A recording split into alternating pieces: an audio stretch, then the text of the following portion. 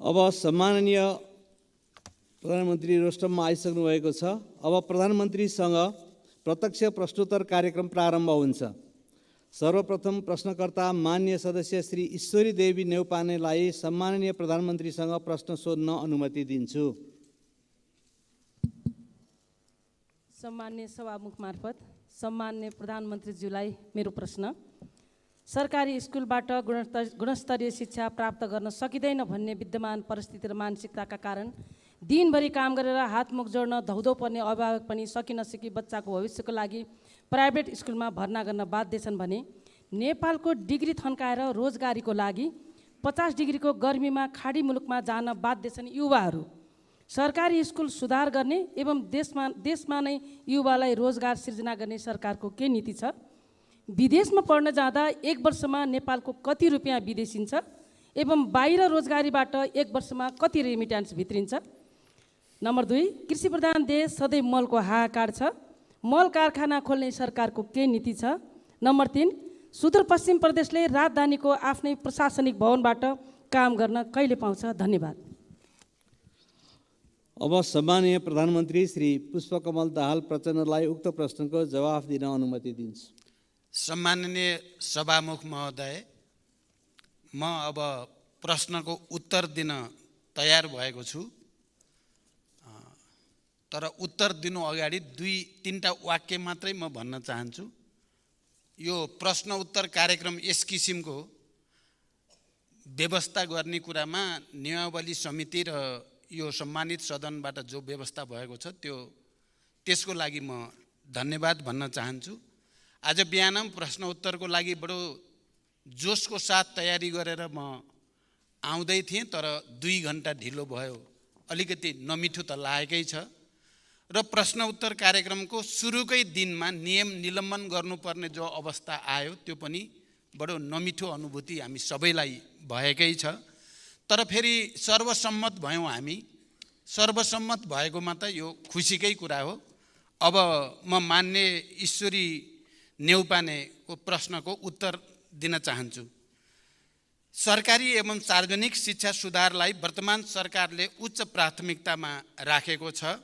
सरकारी विद्यालयमा गुणस्तरीय शिक्षा प्रदान गर्न सरकार प्रतिबद्ध रहेको जानकारी गराउन चाहन्छु। सबै सरकारी विद्यालयमा गुणस्तरीय र रोजगारमूलक शिक्षा प्रदान गरी स्वदेशमा नै रोजगारीका अवसर सिर्जना गर्न हालको शिक्षा नीतिमा केही गुणात्मक सुधार गर्ने सरकारको धारणा रहेको छ।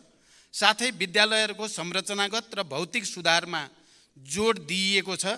शिक्षकको क्षमता विकासका कार्यक्रमहरू सञ्चालनमा रहेका छन्। स्थानीय तह र प्रदेश सरकारसँग प्रभावकारी समन्वय गरी विद्यालयको अनुगमन र मूल्याङ्कन गरिँदै आएको छ र यस्ता कार्यलाई निरन्तरता दिई शिक्षा प्रणाली थप सुदृढ गरिने बेहोरा सम्मानित सदनलाई जानकारी गराउन चाहन्छु।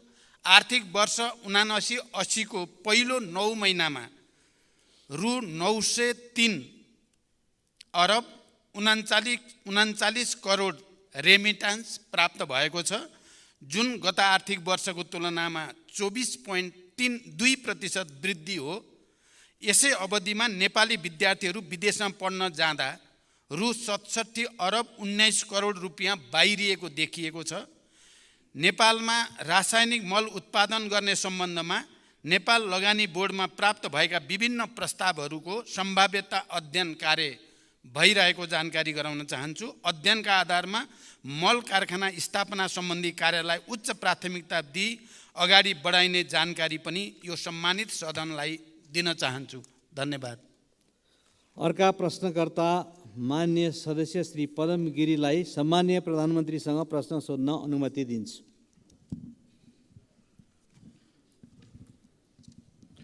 सम्माननीय सभामुख महोदय, सम्माननीय सभामुख महोदय मार्फत म प्रधानमन्त्रीज्यूलाई प्रश्न गर्नको लागि उपस्थित भएको छु। सम्माननीय प्रधानमन्त्रीज्यूलाई मैले प्रश्न गर्नको लागि एउटा प्रश्न तयार गरेको थिएँ। यही क्रममा देशका विभिन्न कुनाबाट गरिब किसानहरूले फोन गर्नुभयो। लम्पी स्किन भन्ने बिमारको कारणले हाम्रा गाईहरू धमाधम मर्न लागे। 100 हजारौंको सङ्ख्यामा गाईहरू चाहिँ बिमारी भएका छन्, भ्याक्सिन पाइएको छैन। हाम्रो कुरा उठाइदिनुहोस् भनेर भन्नुभएको छ। फेरि मधेसतिरबाट धेरै साथीहरूले फोन गर्नुहुन्छ, हिजो बेलुकादेखि तारन्तर फोन आएको छ। हामी हजारौँ युवाहरूले चाहिँ अहिले +2 पास गरेका नागरिकता पाएको छैन, नागरिकता विधेयक कहिले आउँछ सोधिदिनु होला भन्नुभएको छ। यस्ता धेरै प्रश्नहरूको बिचबाट म एउटा प्रश्न फेरि जुन पहिला नै मैले दर्ता गराएको थियो त्यो प्रश्न यहाँ म राख्न चाहन्छु सभामुख महोदय। 50 खर्ब माथिको हाम्रो अर्थतन्त्रको आकार छ, तर सङ्घीय सरकारले सञ्चित कोषमा 159 अर्बले घाटामा छ सभामुख महोदय। आयोजनाहरूको भुक्तानी दिन 80 अर्बभन्दा बढी बाँकी छ। करिब 60% पालिका आफ्नो स्रोतबाट प्रशासन चलाउन असक्षम छन्, तर प्रदेश र स्थानीय तहहरूले पाउने सामान्यीकरण अनुदानमा 50% कटौती भएको छ। यस्तो परिस्थितिमा राज्यको अनिवार्य दायित्व कसरी निर्वाह गर्नुहुन्छ? म प्रधानमन्त्रीज्यूलाई म प्रश्न गर्न चाहन्छु। साथसाथै सङ्घको कोष खुम्चियो भन्दै प्रदेश र स्थानीय तहले पाउने अनुदान कटौती हुँदा उनीहरूले आफ्नो तजबिजमा बनाउने योजना र खर्चको स्रोत भर्न कसरी हुन्छ? उनीहरूले गर्नै पर्ने अनिवार्य दायित्व कसरी पुरा गर्छन्? सरकारको आर्थिक मन्दीको सामना गर्ने योजना के छ? सभामुख महोदय मार्फत म सम्माननीय प्रधानमन्त्रीज्यूलाई यो प्रश्न राख्न चाहन्छु। धन्यवाद। सम्माननीय प्रधानमन्त्रीजी पुष्पकमल दाहाललाई उक्त प्रश्नको जवाफ दिन अनुमति दिन्छु। सभामुख महोदय, माननीयजीले पहिला प्रश्न गर्दा म अलिकति झस्किएँ, किनभने पहिला रातभरि गाईको निबन्ध पढेर आएको, बिहान प्रश्न आउँदा नदी आएपछि कसरी लेख्ने भन्ने समस्या परे जस्तै होला कि भन्ने डर लागेको थियो। तर फेरि माननीय सदस्यले दोस्रो भागमा निर्धारितै प्रश्न सोध्नुभयो, त्यसको लागि धन्यवाद। 72 सालको महाभूकम्प, कोभिड-19 को प्रभाव, अन्तर्राष्ट्रिय आर्थिक मन्दी लगायतका कारणबाट देशको अर्थतन्त्रको समग्र मागमा ह्रास आएको कुरा हामी सबैलाई ज्ञात नै छ। तरलताको सङ्कुचन हुनुको साथै घट्दो दरमा राजस्व परिचालन भएको र पुँजीगत खर्चमा अपेक्षित सुधार हुन नसकेको अवस्था पनि हामी सबैलाई जानकारी नै छ। अर्थतन्त्रका यस्ता चुनौतीहरूलाई सम्बोधन गर्न वित्तीय, मौद्रिक र क्षेत्रगत नीति तथा कार्यक्रमहरूमा आवश्यक सुधार गरी समष्टिगत आर्थिक स्थायित्व कायम गर्न सरकार प्रयत्नशील रहेको छ। विदेशी लगानीलाई प्राथमिकता दिँदै सरकार र निजी क्षेत्रको साझेदारीमा उत्पादन र उत्पादकत्व अभिवृद्धि गरी रोजगारी सृजना गर्ने खालका कार्यक्रमहरू सरकारको प्राथमिकतामा रहेका छन्। सरकारी खर्चमा मितव्ययिता कायम गरी फजुल खर्चको नियन्त्रण गरिएको छ। सरकारले राजस्व प्रशासनलाई थप सुदृढ र चुस्त बनाउँदै राजस्वको दायरा विस्तार गर्ने र राजस्व चुहावट, राष्ट्रिय पुँजी पलायन, अवैध कारोबारलाई कडाइका साथ नियन्त्रण गर्ने नीति सरकारले लिएको छ। सरकारका यी नीतिहरूको सकारात्मक प्रभावका सङ्केतहरू पनि सबैले देख्ने गरी आएकै छन्। विदेशी लगानीलाई प्रोत्साहन र स्वदेशी उद्योगलाई संरक्षण गरी आर्थिक भार कम गर्ने नीति सरकारको रहेको कुरा पनि म जानकारी गराउन चाहन्छु। यसका साथै वित्तीय सङ्घीयताको प्रभावकारी कार्यान्वयन गरी खर्चको आवश्यकता र राजस्व क्षमताको आधारमा वित्तीय हस्तान्तरणको कार्यक्रमलाई सुदृढ गर्दै लगिनेछ। प्रदेश र स्थानीय सरकारको राजस्वको क्षमता वृद्धि गर्ने, करको दायरा वृद्धि गरी सक्षम र आत्मनिर्भर बनाउने कार्यक्रम पनि रहेको जानकारी गराउन चाहन्छु। धन्यवाद। अर्का प्रश्नकर्ता माननीय सदस्य श्री पूर्णबहादुर घरतीलाई म प्रधानमन्त्रीजीसँग प्रश्न सोध्न अनुमति दिन्छु। समय र अवसरका लागि सम्माननीय सभामुखलाई धन्यवाद। सम्माननीय प्रधानमन्त्रीज्यू, वृहत शान्ति सम्झौताको महत्त्वपूर्ण पाटो बेपत्ता पारिएका व्यक्तिहरूको छानबिन, सत्य निरूपण तथा मेलमिलाप सम्बन्धी कार्य शान्ति प्रक्रियाको 18 वर्षसम्म पनि कार्यान्वयन हुन सकिराखेको छैन। द्वन्द्वकालीन मुद्दाहरूलाई शान्ति सम्झौताको मर्मअनुसार समाधान गर्ने भन्दा पनि तत्कालीन विद्रोही पक्ष यानि कि माओवादीलाई फौजदारी अभियोग सम्बन्धी मुद्दाहरूद्वारा तह लगाउने आशयका अभिव्यक्ति र क्रियाकलापहरू सदनभित्र र बाहिर भइराखेका छन्। तपाईँ वृहत शान्ति सम्झौताको हस्ताक्षरकर्ता एवं तत्कालीन विद्रोही पक्षको सर्वोच्च कमान्डर हुनुहुन्छ। हाल तपाईँको नेतृत्वमा रहेको सरकारले यसको समाधानका लागि भए गरेका प्रयासहरू र जटिलताहरू के हुन् र कहिलेसम्म समाधान हुन्छ? धन्यवाद। सम्माननीय प्रधानमन्त्रीलाई उक्त प्रश्नको जवाफ दिन अनुमति दिन्छु। सभामुख महोदय, शान्ति प्रक्रिया र सङ्क्रमणकालीन न्याय सम्बन्धी सबै बाँकी कामहरू बृहत शान्ति सम्झौताको मर्म र भावना अनुसार समाधान गर्न सरकार दृढ र प्रयत्नशील छ। बेपत्ता पारिएका व्यक्तिको छानबिन आयोग र सत्यनिर्माण तथा मेलमिलाप आयोगको सिफारिस समेतका आधारमा जनयुद्ध र जनआन्दोलनका घाइते र अपाङ्गता भएका व्यक्तिको पुनर्स्थापना र परिपूरणको कार्यलाई प्राथमिकताका साथ अगाडि बढाइनेछ र यसै सदनमा रहेको बेपत्ता पारिएका व्यक्तिको छानबिन र दुवै आयोग सम्बन्धी विधेयक संशोधन प्रक्रियामा छ र मैले सरकारको तर्फबाट यो विषयमा बृहत राजनीतिक सहमतिको निम्ति निरन्तर प्रयास गरेको कुरा पनि म यहाँ जानकारी गराउन चाहन्छु, किनकि विस्तृत शान्ति सम्झौतासँग सम्बन्धित र संविधान सभा र सङ्घीय लोकतान्त्रिक गणतन्त्र स्थापनासम्म आउँदा जे जति परिवर्तन भएका छन् त्यसमा सहमत सबै राजनीतिक सहयात्रीहरूको सहमतिबाट नै यो विधेयकलाई पारित गर्ने र अनि शान्ति प्रक्रियाका बाँकी कामलाई छिटोभन्दा छिटो पुरा गर्न सरकार दृढ सङ्कल्पित रहेको म जानकारी गराउन चाहन्छु। जगन्य एउटा कुरा म आज यस सम्मानित सदनलाई के कुरा पनि स्मरण गराउन चाहन्छु भने जति बेला विस्तृत शान्ति सम्झौता भयो र यसै हलमा हामीले 7 राजनीतिक दलको तर्फबाट दिवंगत गिरिजाप्रसाद कोइरालाले र तत्कालीन विद्रोही पक्षको तर्फबाट मैले हस्ताक्षर गर्दै गर्दा हाम्रो एउटा बहस भएको थियो। हामीले विस्तृत शान्ति सम्झौता गरिसकेपछि र त्यो विस्तृत शान्ति सम्झौतालाई अन्तरिम संविधानको अङ्ग पनि बनाइसकिएपछि अब यो बेपत्ता छानबिन गर्ने कुरा या सत्य निरूपण र मेलमिलाप कायम गर्ने कुरालाई एकैचोटि सकिनुपर्छ भन्ने बहस पनि त्यति बेला भएको थियो 7 राजनीतिक दल र तत्कालीन विद्रोही पक्षको बीचमा। अझ मुख्यतः नेपाली कांग्रेसका सभापति तथा तत्कालीन प्रधानमन्त्री गिरिजाप्रसाद कोइरालाले यो समस्यालाई बाँकी राखिराख्नु उचित हुँदैन भन्ने धारणा राख्नुहुन्थ्यो र उहाँले पटक मलाई सुझाव दिने गर्नुहुन्थ्यो कि हामीले यसलाई फर्गिभ एन्ड फर्गेट गरौँ। अब जे भयो भयो, हामी अब शान्ति सम्झौतामा आइसकेपछि फेरि छानबिन गर्ने, दोषीलाई कारबाही गर्ने कुरातिर लाग्दा त्यसले शान्ति प्रक्रियामा नै अप्ठ्यारो आउन सक्छ भन्ने गर्नुहुन्थ्यो। मैले विद्रोहीको एक हस्ताक्षरकर्ताको नाताले मैले त्यसो गर्न हुँदैन भन्ने गर्दथेँ र जघन्य अपराधमा संलग्नलाई कुनै पनि प्रकारको उन्मुक्ति नदिने प्रतिबद्धता सहित मैले दिवंगत गिरिजाप्रसाद कोइराला आदरणीय नेतालाई त्यसको निम्ति कन्भिन्स गरेको थिएँ। म आज यो सम्मानित सदनलाई यो जानकारी होस् भनेर म यो कुरा प्रश्न गर्न चाहन्छु। द्वन्द्वकालीन विषयका मुद्दाहरूमा सबै राजनीतिक दलहरू एकै ठाउँमा उभिई उचित निष्कर्षमा पुर्याउन पनि म यो सम्मानित सदनसँग अनुरोध गर्न चाहन्छु र म यो पनि जानकारी गराउन चाहन्छु कि धेरै मेहनत गरेर अहिले यो विधेयक जो यहाँ विचाराधीन छ त्यसमा राजनैतिक सहमति बनाउने निकै ठुलो प्रयास सहित प्रमुख राजनीतिक दलहरूको बीचमा एक किसिमको समझदारी, यसलाई सहमतिबाट टुङ्ग्याउने समझदारी भएको जानकारी पनि म गराउन चाहन्छु। धन्यवाद। अर्का प्रश्नकर्ता मान्य सदस्य श्री शिशिर खनाललाई सम्मान्य प्रधानमन्त्रीजीसँग प्रश्न सोध्न अनुमति दिन्छु।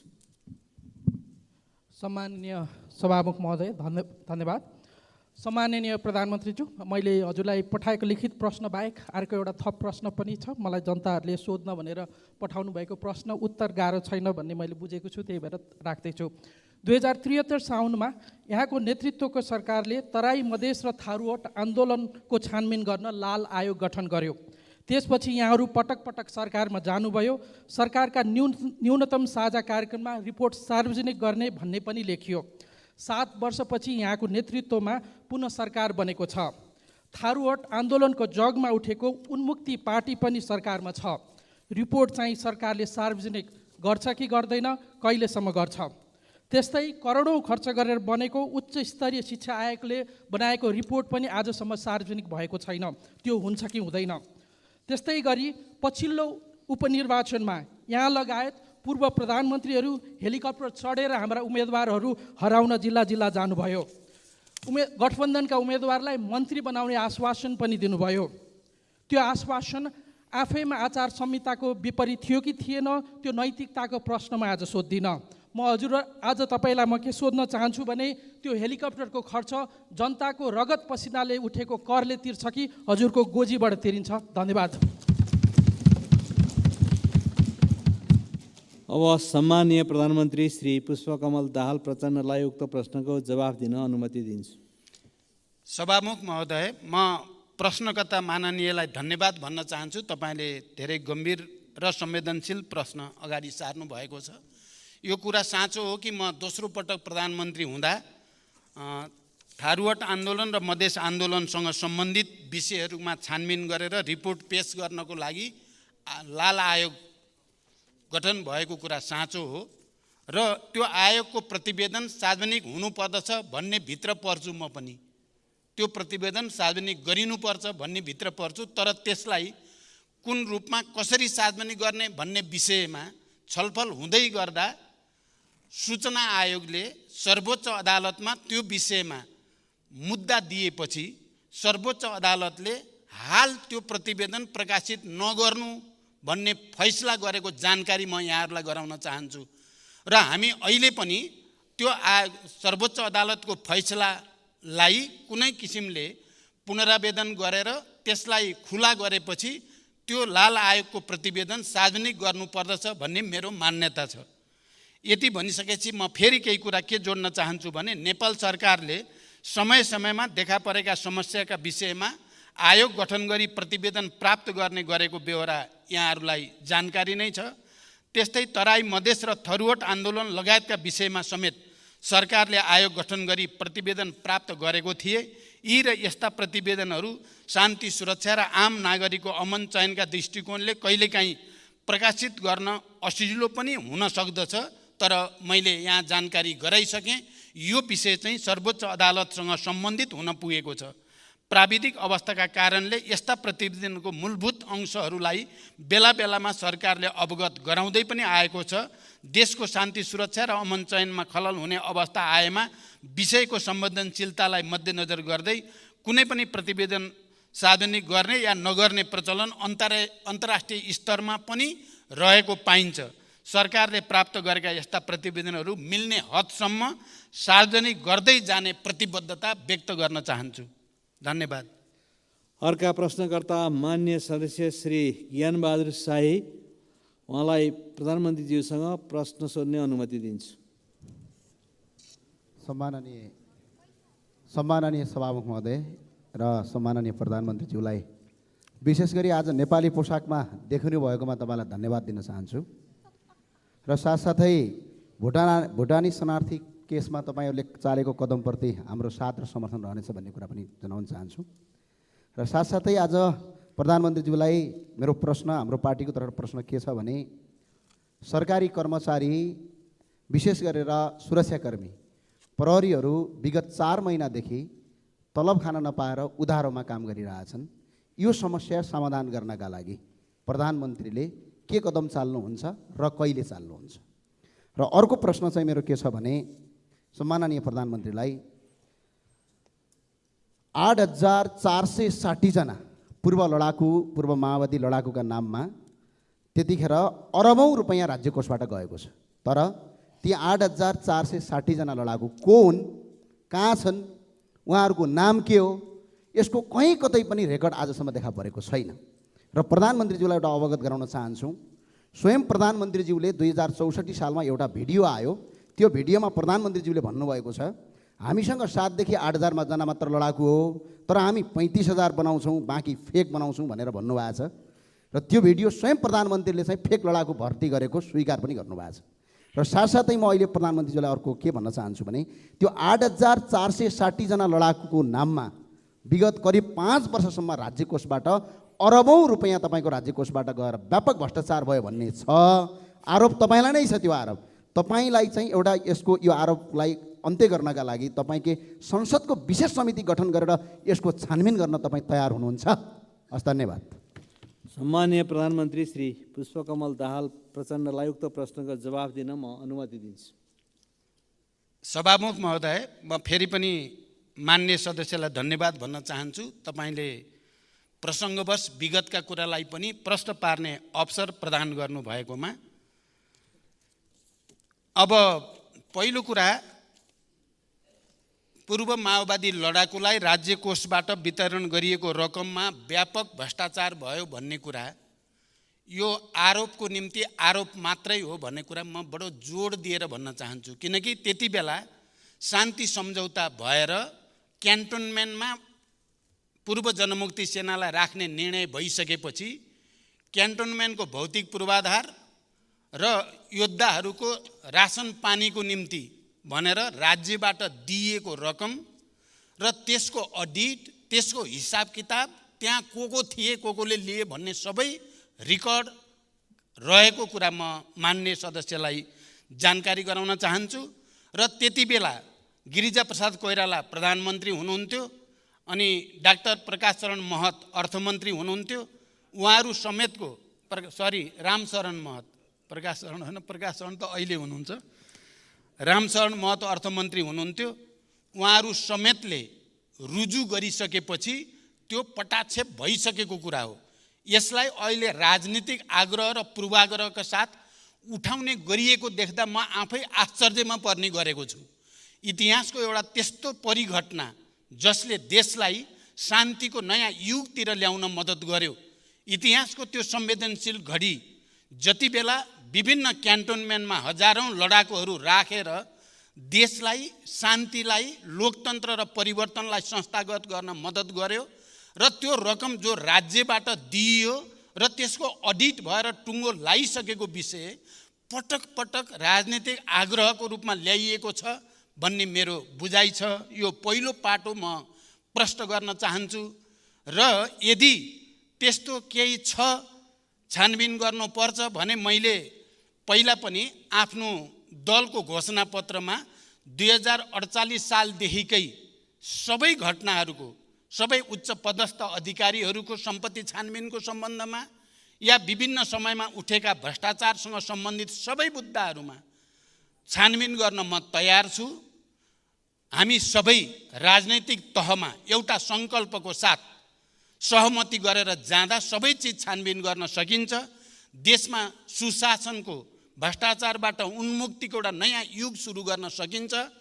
म फेरि पनि मान्य सदस्यको यो प्रश्नको उत्तर दिँदै के भन्न चाहन्छु भने क्यान्टोनमेन्टको कुरा कपोलकल्पित र पूर्वाग्रही छ भन्ने मेरो दृढ विश्वास छ। फेरि पनि कसैले दिएको उजुरीकै आधारमा छानबिन गरेर दोषी ठहरिए म आफै जेल जान तयार रहेको कुरा पनि म यहाँहरूलाई जानकारी गराउन चाहन्छु। धन्यवाद। त्यसै गरी अर्का प्रश्नकर्ता मान्य श्री दीपक कार्कीज्यूलाई सम्माननीय प्रधानमन्त्रीसँग प्रश्न सोध्न अनुमति दिन्छु। सम्मान्य सभामुखज्यू मार्फत सम्मान्य प्रधानमन्त्रीज्यूलाई मेरो र म आबद्ध दल जनता समाजवादी पार्टी नेपालको तर्फबाट नागरिकता सम्बन्धीको प्रश्न छ।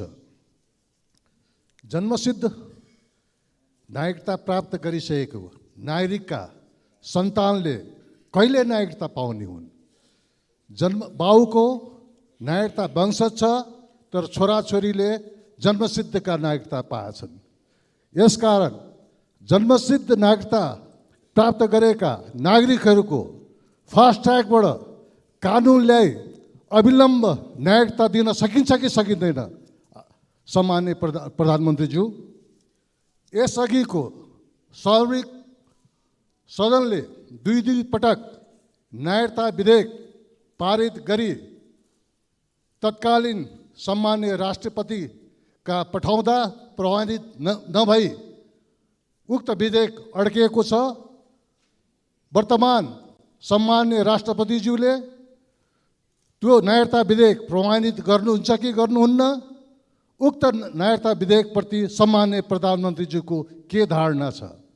र सम्माननीय प्रधानमन्त्रीज्यूले प्रधानमन्त्री भइसकेपछि 6 महिनाभित्र नागरिकता समस्या समाधान गर्छु भन्नुभएको थियो। आज 5 महिना बितिसक्यो। सम्माननीय प्रधानमन्त्रीज्यूलाई 1 महिनाको अवधि छ। यसभित्र नागरिकता संविधान समस्याको समाधान होस् भन्न आम नागरिकको चाहना छ। धन्यवाद।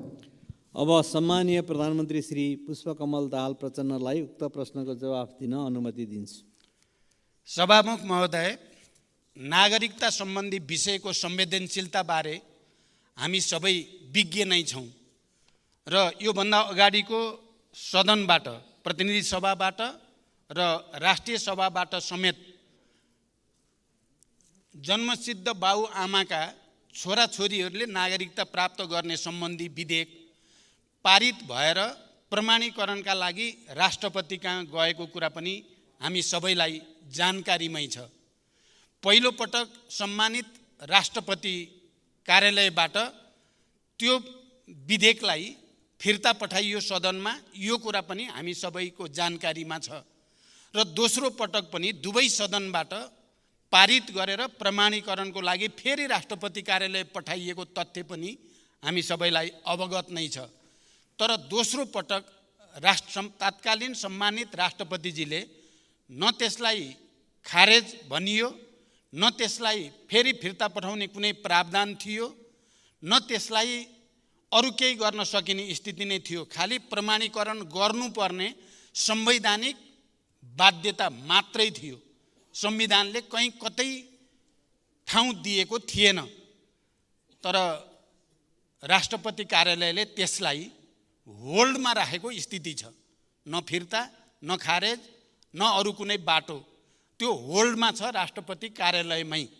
अब त्यसको पोजिसन के हुने र अहिले नयाँ सदन र नयाँ राष्ट्रपतिले त्यो होल्डमा रहेको विधेयकलाई प्रमाणीकरण गर्ने या अर्को कुनै बाटो छ भन्ने बारेमा संविधानविद, कानुनविद, राजनीतिज्ञहरूसँग छलफल चलिरहेको छ।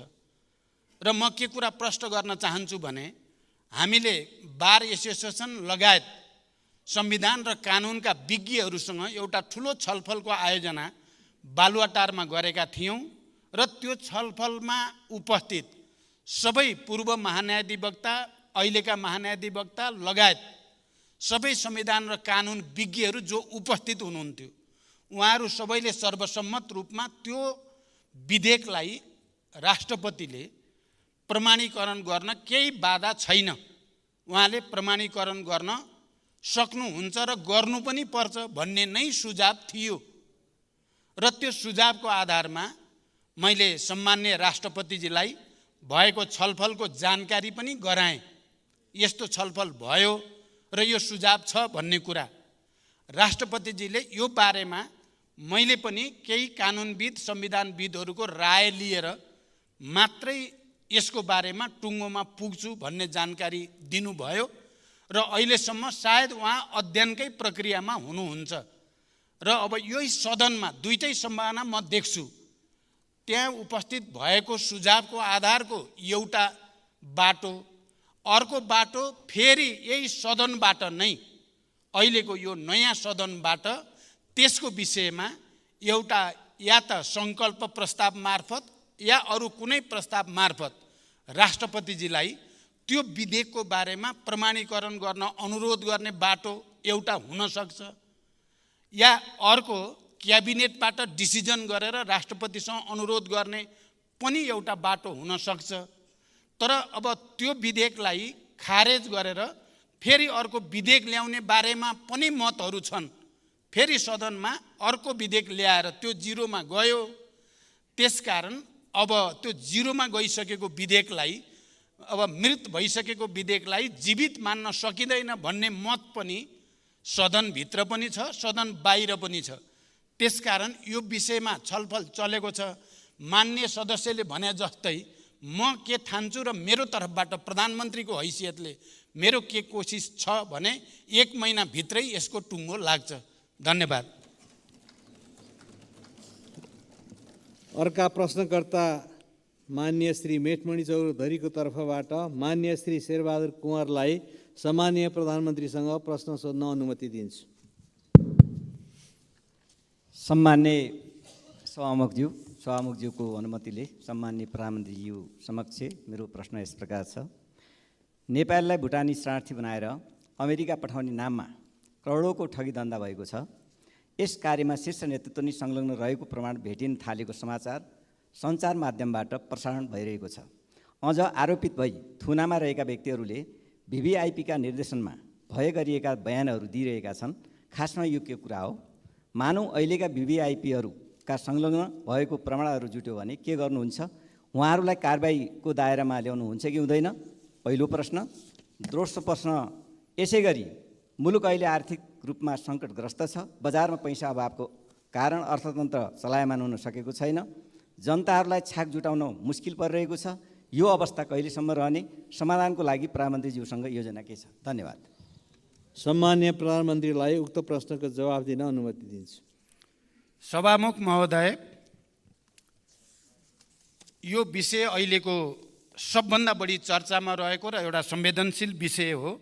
नेपाली नागरिकलाई नक्कली भुटानी शरणार्थी बनाउने अपराधको निष्पक्ष अनुसन्धान गरी प्रमाणका आधारमा दोषी देखेका जुनसुकै तहका पदाधिकारी तथा व्यक्तिलाई कानुनी कारबाहीको दायरामा ल्याउन यो सरकारले कुनै कसर बाँकी राखेको छैन र बाँकी राख्ने पनि छैन। नेपाल प्रहरीको निष्पक्ष र व्यावसायिक अनुसन्धान कार्यमा कुनै निकायबाट पनि हस्तक्षेप भएको छैन, हस्तक्षेप गरिने छैन र हस्तक्षेप हुन दिइने पनि छैन। भ्रष्टाचारसँग सम्बन्धित अन्य प्रकरणको पनि कानुनअनुसार अनुसन्धान र कारबाही हुने बेहोरा म प्रष्ट गर्न चाहन्छु। दोषी कोही पनि उम्किन नपाओस्, निर्दोष कोही पनि नपरोस् भन्ने हाम्रो जोड रहेको छ। जुनसुकै तह र तबकाका भए पनि यो अपराधमा संलग्न जो कोही पनि कानुनको दायरामा आउने नै छन् र त्यो प्रक्रिया अगाडि बढी पनि सक्नुभएको छ। मान्यले सोधे जस्तो भिभिआइपीहरू पनि परि त राखेका छन्। त्यसकारण यसमा स्वतन्त्र र निष्पक्ष रूपले छानबिन भइरहेको कुरा त्यसले प्रमाणित गर्दछ। यस्ता विषयमा सरकारले कुनै आग्रह या कुनै पूर्वाग्रह नलिई निष्पक्ष, तटस्थ र व्यावसायिक छानबिन गरी अन्तिम निष्कर्ष निकाली अपराधीलाई कानुनको दायरामा ल्याउन जोड गरेको छ। प्रधानमन्त्रीको हैसियतले मैले मान्य उपप्रधानमन्त्री तथा गृहमन्त्रीलाई यसमा दृढतापूर्वक र निष्पक्षताका साथ दोषी नउम्कने, निर्दोष नपर्ने नीति अन्तर्गत अगाडि बढ्न निर्देशित गरेको छु र मैले जानकारी पाएसम्म प्रहरीले पनि स्वतन्त्र र निष्पक्ष छानबिन प्रक्रिया अगाडि बढाइरहेको छ र यो हामी सँगै सबै राजनीतिक दलहरूको निम्ति, सबै राजनीतिक नेतृत्वको निम्ति र देशकै निम्ति पनि निकै गम्भीर र संवेदनशील विषय भएको छ। यो अब हामीले उचित निष्कर्षसहित दोषीलाई कारबाहीको दायरामा ल्याएर मात्रै सुशासनको एउटा नयाँ प्रक्रियाको थालनी गर्न सकिन्छ भन्ने सरकारको विश्वास पनि छ र सरकार त्यसमा दृढ पनि रहेको जानकारी गराउन चाहन्छु। धन्यवाद। अर्का प्रश्नकर्ता मान्य श्री अनिता देवीलाई सम्माननीय प्रधानमन्त्रीसँग प्रश्न सोध्न अनुमति दिन्छु। सम्मानीय सभामुख महोदय मार्फत सम्मानीय प्रधानमन्त्रीज्यूलाई प्रश्न राख्न चाहन्छु। किसानहरूलाई धानको बिउ छर्ने समय आइसक्यो। हामी आफ्नो जिल्ला क्षेत्रमा जाँदा किसानहरूको एउटै माग हुन्छ, यसपालि पनि मल र बिउ समयमा पाउँछ कि पाउँदैनन्? किसानहरूको माग पुरा गराउन जनमत पार्टीले लामो समयसम्म किसान आन्दोलन पनि गर्यो। जनमत पार्टीका नेता कार्यकर्ताहरूले गोली समेत खाए, जेलसम्म गए। अझै अनेकौँ झुठा मुद्दाहरू किसान आन्दोलनकारीहरूमाथि लगाइएकै छ। त्यो फिर्ता लिने पहल पनि सरकारले गरेन। के यो सरकारले पनि किसानहरूलाई बेवास्ता गर्ने र किसान आन्दोलनकारीहरूलाई दमन गर्ने नीति नै लिएको हो त? धन्यवाद। सम्माननीय प्रधानमन्त्रीज्यूलाई उक्त प्रश्नको जवाफ दिन अनुमति दिन्छु। सभामुख महोदय, मान्यहरूलाई जानकारी भएकै विषय हो कि हाम्रो कृषिको उत्पादन र उत्पादकत्व मौसमी प्रणालीमा आधारित रहँदै आएको छ। किसानहरूलाई समयमा नै मल र बिउ उपलब्ध गराउन रासायनिक मल उत्पादन गर्ने कारखाना नेपालमा नै स्थापना गर्ने सम्बन्धमा गम्भीर ढङ्गले अध्ययन भइरहेको जानकारी गराउन चाहन्छु। सर्वसुलभ तरिकाले रासायनिक मल उपलब्ध गराउन रासायनिक मलमा अनुदान दिनुको साथै भारत सरकारसँग मल खरिदको सम्झौता भइसकेको जानकारी पनि म यो सम्मानित सदनलाई गराउन चाहन्छु। यस वर्ष समयमै मल बिउ उपलब्ध गराउन मैले बेलैमा कृषि मन्त्रालय लगायत सम्बन्धित निकायलाई निर्देशन दिइसकेको छु र कृषि मन्त्रालयबाट यस सम्बन्धी कार्य अगाडि बढी पनि सकेको छ। यस वर्षको नीति कार्यक्रम र बजेटमा कृषिलाई र किसानहरूको हितलाई अनि उत्पादन र रोजगारी सृष्टिको कुरालाई उच्च प्राथमिकता दिइने कुरा पनि म जानकारी गराउन चाहन्छु। धन्यवाद। अर्का प्रश्नकर्ता मान्य श्री सर्वेन्द्रनाथ शुक्लालाई सम्मान्य प्रधानमन्त्रीसँग प्रश्न सोध्न अनुमति दिन्छु। सम्माननीय सभामुख महोदय, सभामुख मार्फत मेरो सम्माननीय प्रधानमन्त्रीज्यूलाई प्रश्न छ कि भ्रष्टाचार निवारण सम्बन्धी ऐन कानुन सुशासन अनुरूप राज्यको आचरण र सम्बन्धित निकायहरूबीच तालमेलको अभावले गर्दा भ्रष्टाचार विरुद्धका काम कारबाही यथेष्ट रूपमा अगाडि बढ्न सकेको छैन। यो समन्वय कहिलेसम्म गर्ने र कसरी हुने, यसबारे सरकारको योजना केही छ भने जानकारी पाऊँ। धन्यवाद। सम्मान्य प्रधानमन्त्रीलाई उक्त प्रश्नको जवाफ दिन अनुमति दिन्छु। सभामुख महोदय, भ्रष्टाचारलाई कुनै किसिमबाट पनि छुट दिनु हुँदैन र भ्रष्टाचार विरुद्ध शून्य सहनशीलताको नीतिको प्रभावकारी कार्यान्वयन गरी सबै प्रकारका अनियमितता, विकृति र विसङ्गतिलाई अन्त्य गर्ने दृढ इच्छा शक्तिको साथ सरकार अगाडि बढिरहेको जानकारी म गराउन चाहन्छु। अहिले यहाँ कतिपय सन्दर्भमा के भन्ने र प्रचार गर्ने पनि गरिएको छ भने यो नक्कली भुटानी शरणार्थीको इस्युलाई मात्रै सरकारले ध्यान दिएको छ कि भन्ने किसिमले प्रचार गरिएको छ। म मान्य सदस्यको प्रश्नको उत्तर दिँदै यो सम्मानित सदनलाई के जानकारी गराउन चाहन्छु भने अहिलेको सरकारले यो नक्कली भुटानी शरणार्थीको इस्यु मात्रै होइन, अन्य तमाम विगतका ठुल्ठुला घटना जो विवादमा रहे ती सबैको छानबिन गर्ने कुरा, सम्पत्ति शुद्धिकरणसँग सम्बन्धित ठुल्ठुला केसहरूलाई छानबिन गर्ने र दोषीलाई कारबाही गर्ने कुरा, अनि राजस्वमा भएका ठुल्ठुला चलखेलहरूलाई छानबिन गर्ने कुरा, अनि अरू पुँजी बजारसँग सम्बन्धित ठुल्ठुला सेटिङहरूलाई भत्काउने कुरा सरकारले सुरु गरिसकेको जानकारी म गराउन चाहन्छु। त्यसकारण यी भ्रष्टाचारसँग सम्बन्धित विषयका निम्ति आवश्यक परे ऐनहरूमा संशोधन गर्ने, आवश्यक ऐनहरू निर्माण गर्ने कुरालाई पनि अगाडि बढाउन जरुरी छ। यथार्थमा आज देश जसरी आर्थिक, राजनैतिक, सांस्कृतिक रूपले पनि गम्भीर अप्ठ्यारो स्थितिबाट गुज्रिनु परेको छ, त्यसको एउटा र भन्न सकिन्छ मुख्य कारण संस्थागत भ्रष्टाचार नै हो। चौतर्फी भ्रष्टाचार र विकृतिले गर्दा देश निकै अप्ठ्यारो ठाउँतिर जान थालेको हुनाले म यो सम्मानित सदनसँग र यसका सबै राजनीतिक नेतृत्वसँग अपिल गर्न चाहन्छु। हामीलाई अहिले एउटा अवसर छ आफूलाई सच्याउने, राजनीतिक दलहरू, यो सम्मानित सदनलाई पनि एउटा ठुलो ऐतिहासिक अवसर छ।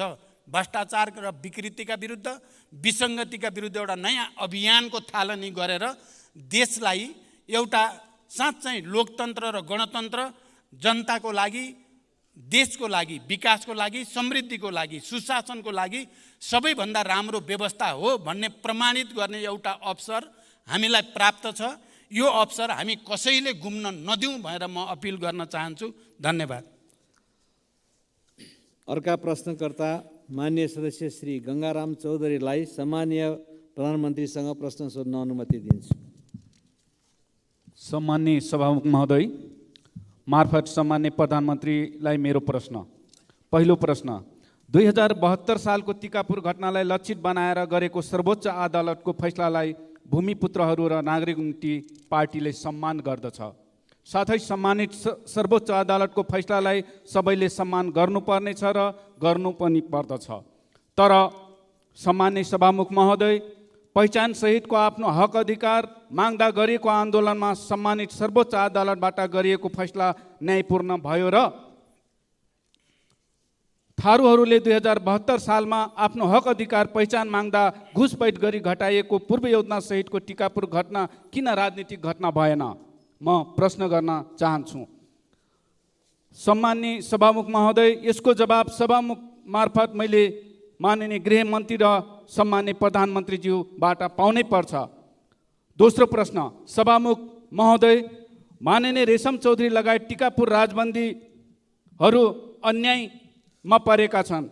टिकापुर घटनापछि गृषलाल चन्दको संयोजकत्वमा लाल आयोग प्रतिवेदन तयार गरिएको थियो, तर हालसम्म त्यो लाल आयोग प्रतिवेदन कहाँ छ, कोसँग छ, त्यसको जिम्मेवारी कसले लिएको छ, त्यो प्रतिवेदन सरकार किन लुकाइएर राखेको छ? सम्मानित अदालतको फैसला स्वीकारेर हाम्रा नेता जेलमा बस्नुपर्ने, तर सरकारले सम्मान्य अदालतको फैसला नतिर्ने? सम्मानित सर्वोच्च अदालतले लाल आयोग प्रतिवेदनलाई सार्वजनिक गर्न नदिएको जानकारी अहिले सम्मान्य प्रधानमन्त्रीज्यूबाट मैले पाएँ, तर सम्मानित सर्वोच्च अदालतले लाल आयोग प्रतिवेदनलाई सार्वजनिक गर्न दिएको आदेशलाई पनि हालसम्म सरकारले सार्वजनिक गराउन नसक्नु कति अन्यायपूर्ण छ। सभामुख महोदय, त्यो लाल आयोग प्रतिवेदन सार्वजनिक गर्न आखिर सरकारलाई बाधा अर्चन हुने समस्या के छ, कहाँ छ, त्यसको के रहस्य लुकेको छ? त्यो प्रतिवेदनमा कुन जाडुको छरी छ? अरू को फस्दैछन् त्यो प्रतिवेदनमा? कतै अरू राजनीतिक दलका कार्यकर्ता र नेता बचाउनलाई त्यो प्रतिवेदन लुकाएर राखेको त होइन? सभामुख महोदय, म सभामुख महोदय मार्फत आज प्रधानमन्त्रीज्यूलाई प्रश्न गर्न चाहे, लाल आयोग प्रतिवेदन सार्वजनिक गर्न किन सरकार डराइरहेको छ? र अन्तमा मैले सभामुख महोदय, भर्खरै टिकापुर घटनाको कारण 7 वर्ष जेल जीवन बिताउने सीताराम थारू निर्दोष साबित भएर कारागार मुक्त भएका छन्। उहाँको 7 वर्ष जेल जीवनको क्षतिपूर्ति कसले दिने? त्यसैले सभामुख महोदय, टिकापुर घटनामा सफाई पाएका ती सबै निर्दोषलाई सरकारले अविलम्ब क्षतिपूर्ति दिनुपर्छ। र अन्तमा मेरो तेस्रो प्रश्न के छ भनेपछि, हालसम्म सुदूरपश्चिम सरकार बन्न नसक्नुको राज के हो? सभामुख महोदय मार्फत म प्रधानमन्त्रीज्यूलाई, सामान्य प्रधानमन्त्रीज्यूलाई प्रश्न गर्न चाहे, सरकार बनेको 5 महिना पुग्दैछ, हालसम्म सुदूरपश्चिम सरकार बनाउन नसक्ने सरकार के कारणले बन्न सकेको छैन? धन्यवाद। सम्मान्य प्रधानमन्त्रीज्यूलाई उक्त प्रश्नको जवाफ दिन अनुमति दिन्छु। सभामुख महोदय, मान्य सदस्यले एउटा प्रश्नको ठाउँमा 4-5 वटा प्रश्न जोडेर गर्नुभयो, केही छैन, ठिक छ। लाल आयोगको प्रतिवेदनबारे मैले अघि नै प्रश्न गरिसकेको छु र सरकार यो प्रतिवेदन सार्वजनिक गर्ने पक्षमा नै छ भन्ने कुरा पनि मैले अघि नै भनिसकेको छु, किनकि म नै प्रधानमन्त्री हुँदा नै यो आयोग गठन भएको हुनाले, तर त्यसमा जे व्यवहारिक र कानुनी जटिलता छन् तिनलाई फुकाएर मात्रै त्यसलाई सार्वजनिक गर्न सकिन्छ भन्ने कुरा म प्रश्न गर्न चाहन्छु। र राजनीतिक आन्दोलनका कारण जेल जीवन बिताइरहेका बन्दीहरूका सम्बन्धमा सरकारको यसै सम्मानित संसदमा विधेयक प्रस्तुत भइसकेको छ र विधेयक छिटै निष्कर्षमा पुग्ने पनि म विश्वास व्यक्त गर्न चाहन्छु। खालि थरुहट आन्दोलनसँग सम्बन्धित मात्र होइन, मधेस आन्दोलन लगायत अन्य आन्दोलनसँग सम्बन्धित बन्दीहरूको रिहाईको विषय पनि त्यो विधेयकमा रहेको जानकारी पनि म गराउन चाहन्छु। त्यो विधेयक यसै सदनमा दर्ता भइसकेको छ र हामी छिटै त्यसलाई पारित गर्दैछौँ र त्यो विधेयकको बाटो गरी अनि बन्दी रिहा गर्ने बाटो पनि हामी अगाडि बढ्नेछौँ। यो कुरा पनि म प्रश्न गर्न चाहन्छु। तपाईले रेशमलाल चौधरीको बारेमा जसरी प्रश्नसँग प्रश्न राख्नु भएको छ, म के विश्वास दिलाउन चाहन्छु भने रेशम चौधरीको विषयमा हामीले यस अगाडि पनि अध्यादेश ल्याएर भए नि उहाँलाई छुटाउने प्रयास हामीले गरेकै हो। अदालतबाट जे फैसला भए पनि छिटो फैसला होस् भन्नको निम्ति हामीले सबैतिर कुनै न कुनै रूपमा आवाज उठाएकै हो र अहिले टुङ्गिएको छ। अब यो विषयलाई कसरी समाधान गर्ने विषयमा हामी निकै गम्भीर छौँ र मलाई विश्वास छ यसको छिटै एउटा टुङ्गोमा हामी पुग्नेछौँ। धन्यवाद। अर्का प्रश्नकर्ता मान्य सदस्य श्री प्रेम सुवाललाई सम्मान्य प्रधानमन्त्रीजीसँग प्रश्न सोध्न अनुमति दिन्छु। सभामुख महोदय, सभामुखज्यू मार्फत प्रधानमन्त्रीजीलाई जिज्ञासा राख्न चाहन्छु। प्रधानमन्त्रीजीले नेपाललाई स्विजरल्यान्ड र सिङ्गापुर जस्तै बनाउने भन्नुहुन्थ्यो। ती दुवै देश कस्ता थिए? अहिले नेपाली नागरिकलाई नक्कली भुटानी शरणार्थी बनाउने देश किन बनाउनु भयो? नक्कली भुटानी शरणार्थी बनाउने नाउँमा राज्य विरुद्धको कसुर, मानव बेचबिखन तथा वसार पसार, सङ्गठित अपराध, सरकारी कागजात छाप तथा दस्तखत कृत्य, सार्वजनिक सम्पत्ति दुरुपयोग, सरकारी गाडीमा भ्रष्टाचारको करोडौँ रुपियाँ वसार पसार, ठगी लगायत काण्ड मचाएका आरोपीहरूलाई के कस्तो कारबाही हुने हो त्यो यहाँले केही अनुमान गर्नुभएको छ? यसमा प्रधानमन्त्री हुनुभएकाहरू सबै जिम्मेवार हुनु पर्दैन र? यति बेलै 3 दलबीच सहमति पनि भयो समिति भागभन्दा लगायतमा। यो नक्कली भुटानी शरणार्थी काण्डका आरोपीहरूलाई उन्मुक्ति दिने तयारी त होइन? महान्यायाधिवक्ताको कार्यालयले तत्कालीन सरकारी ललिता निवासको सरकारी जग्गा व्यक्तिको नाममा दर्ता गर्ने मुद्दालाई दर्तै गर्न लगाएन। के यो नक्कली भुटानी शरणार्थीको मुद्दा पनि महान्यायाधिवक्ताको कार्यालयले फलानालाई छोडिदिनु, फलानालाई मुद्दा दिनु भनेर आदेश दिने हो कि अथवा मुद्दै नलाग्ने हो कि? र महान्यायाधिवक्ताको कार्यालयलाई प्रधानमन्त्रीद्वारा त्यस्तो आदेश जाने हो कि? र साथसाथै खोप विश्वविद्यालय विधेयक पारित नभई ज्ञानमा आधारित अर्थतन्त्र निर्माण कसरी हुन्छ? धन्यवाद। सम्माननीय प्रधानमन्त्रीलाई उक्त प्रश्नको जवाफ दिन अनुमति दिन्छु। सभामुख महोदय, नेपाली नागरिकलाई नक्कली भुटानी शरणार्थी बनाउने सङ्गठित अपराधका सम्बन्धमा मैले यसअघि नै धेरै प्रश्न पारिसकेको छु। सरकार पुरै दृढ छ, कसैप्रति पनि कुनै आग्रह र पूर्वाग्रह राखिने छैन, कुनै पनि अपराधीलाई छुट दिइने छैन।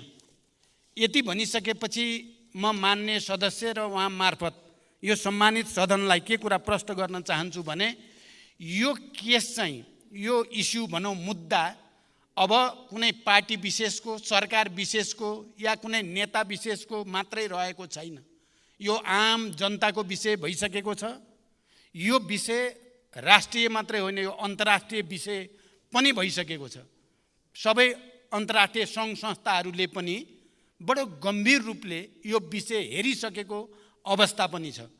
एकातिर सरकार दृढताको साथ दोषीलाई नछोड्ने, निर्दोषलाई नपार्ने नीति अन्तर्गत एउटा निष्कर्षमा पुर्याउन अगाडि बढेको छ भने अर्कोतिर जनता र विश्वको नजर पनि यसमा परेको हुनाले मान्य सदस्यले कुनै शङ्का गर्नु पर्दैन। यसको तात्विक निष्कर्षमा पुर्याउन सरकार दृढ रहेको छ। गुणस्तरीय शिक्षा प्रदान गरी शिक्षालाई रोजगारीमूलक र जीवन उपयोगी बनाउने नीति सरकारले लिएको छ।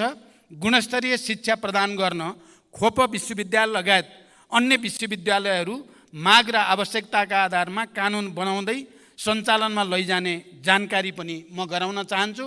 मैले खोप विश्वविद्यालय आफैले पनि गएर त्यसको अध्ययन अनुगमन गरेको छु। मेरो रुचि छ त्यसमा, त्यसकारण यसलाई अगाडि बढाउने कुरामा म मान्य सदस्यलाई विश्वास दिलाउन चाहन्छु। धन्यवाद। अर्का प्रश्नकर्ता मान्य सदस्य श्री चित्रबहादुर केसीलाई सम्माननीय प्रधानमन्त्रीसँग प्रश्न सोध्ने अनुमति दिन्छु।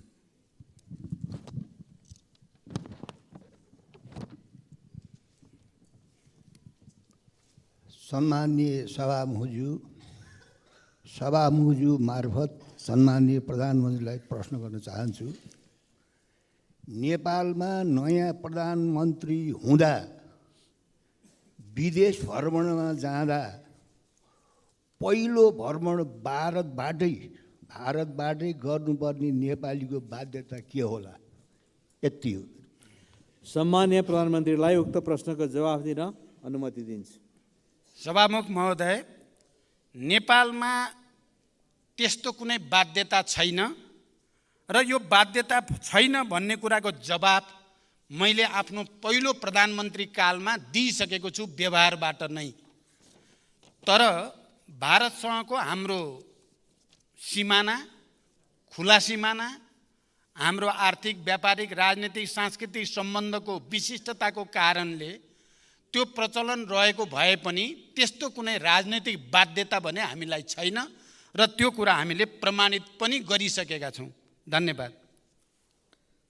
त्यस्तै अर्का प्रश्नकर्ता माननीय सदस्य श्री प्रभु शाहलाई सम्माननीय प्रधानमन्त्रीसँग प्रश्न सोध्ने अनुमति दिन्छु।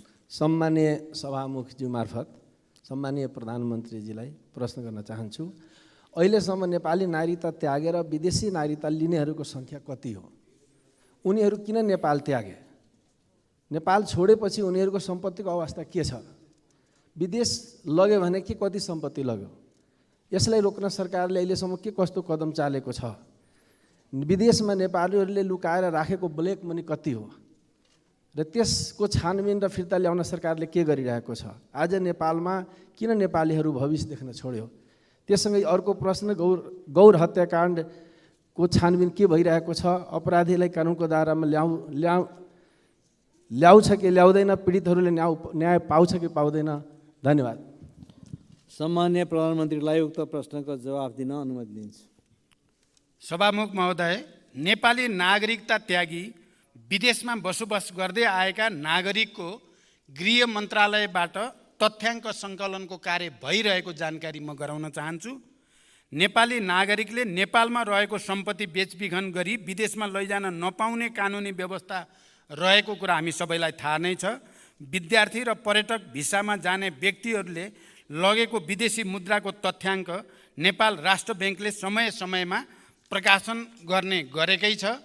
जहाँसम्म गौर हत्याकाण्डको कुरा मान्य सदस्यले उठाउनु भयो, म चाहिँ के पक्षमा छु भने विगतका ती सबै विभत्स र भयानक हत्याकाण्डहरूको नयाँ चेहराबाट छानबिन हुनुपर्दछ। चाहे त्यो गौरको केस होस्, चाहे त्यो भयानक दरबार हत्याकाण्ड, नेपालको इतिहासकै सबभन्दा विभत्स हत्याकाण्डको पनि नयाँ चेहराबाट छानबिन हुनुपर्दछ। अहिले जे जसरी फेरि ती कुरालाई बिर्साउने कोसिस भइराखेको छ, त्यसलाई हामीले गम्भीर रूपमा लिनुपर्दछ भन्ने म ठान्छु। मदन आश्रितको बारेमा पनि नयाँ चेहराबाट छानबिन हुनुपर्दछ भन्ने म ठान्दछु। तर यसको निम्ति हामी सबैले गम्भीर रूपले विचार विमर्श गरेर उपयुक्त बाटो पहिल्याउनु पर्छ भन्ने मेरो विश्वास छ। धन्यवाद। अर्का प्रश्नकर्ता माननीय सदस्य डाक्टर अमरेश कुमार सिंहलाई सम्माननीय प्रधानमन्त्रीसँग प्रश्न सोध्न अनुमति दिन्छु। सम्मानीय सभामुख महोदय, सभामुख मार्फत सम्मानीय प्रधानमन्त्रीजीलाई केही प्रश्न राख्न चाहन्छु। 2063 सालपछि ठुला भ्रष्टाचारका काण्डहरू पोखरा विमानस्थल, आयल निगमको जग्गा खरिद, काठमाडौँ निजगत फास्ट्याग, वाइड बडी जहाज खरिद, ओम्नी काण्ड, नेपाल ट्रस्टको जग्गा लिज प्रक्रिया, एनसेलको कर छुट, बालुवाटारको ललिता निवास जग्गा काण्ड छानबिन कहिलेदेखि सुरु हुन्छ? साथै आम नेपाली नागरिकले राजनीति रहित गुणस्तरीय सहज एवं सुलभ तरिकाले शिक्षा, स्वास्थ्य, न्याय एवं रोजगारी र किसानले समयमै मल, बिउ र उत्पादनको उचित बजार पाउने दिन कहिले आउँछ? र अर्को एउटा प्रश्न छ कि ललितपुर आन्तरिक राजस्व कार्यालयको एउटा कागजात बाहिर आएछ। नेपालको सबभन्दा महँगो शुल्क लिने उलेन्स स्कुलको आयकर माफ गरिएको छ र जहाँ बुढा निकण्ठमा नेपाली विद्यार्थी, गरिब विद्यार्थी छात्रवृत्तिमा पढ्छ त्यहाँ आयकर लिने गरिन्छ। यस्तो परम्परा कहिलेसम्म रहन्छ? धन्यवाद। सम्माननीय प्रधानमन्त्रीलाई उक्त प्रश्नको जवाफ दिन अनुमति दिन्छु।